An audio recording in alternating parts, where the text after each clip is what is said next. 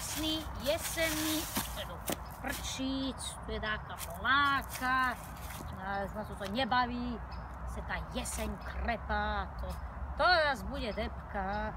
Včera pršalo, teraz hmla bola ráno a lepšie bolo, keď to leto bolo. A zase síce sme sa potili a už ma to nebaví, v kúse len tie depky vždy, keď je jes. Pripomína ti to niečo? Našiel si sa možno aj ty v tomto správaní?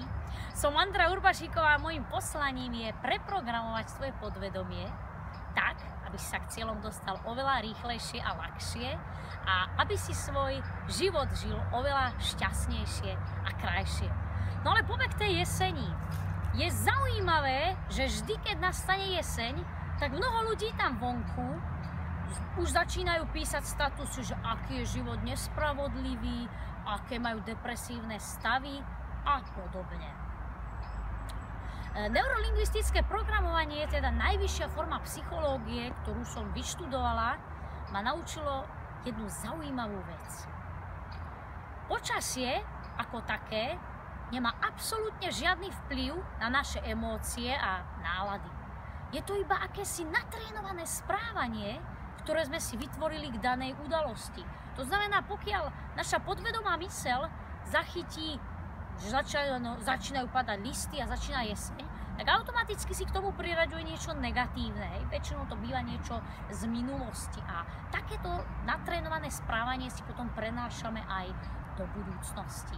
Takže v krátkosti ti poradím, vždy pokiaľ máš nejakú zlú náladu, nájdi k danej udalosti 3 pozitíva. Čo by mohlo byť napríklad na jeseni pozitívne? Krásne pestrofarebné listy okolo nás. Máme nádhernú, bohatú úrodu, plnú jablk, hrušiek, orieškov a tak ďalej. Potom, pokiaľ prší, máme aspoň svieži vzduch. Takže rada do budúcna, v každej situácii nájdi pozitívum.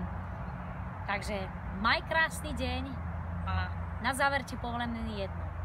Je úplne jedno, aké je dnes počasie, pretože dôležité je, aké počasie nosíš vo svojej duši. Takže maj krásny deň a nos to najkrajšie počasie vo svojej duši.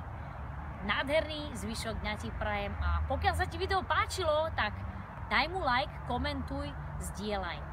Pretože práve ním možno môžeš pomôcť jednak sebe, ale aj druhým. A pre mňa je to spätná väzba, že táto práca dáva skutočne zmysel. Takže maj krásny deň. Ahoj.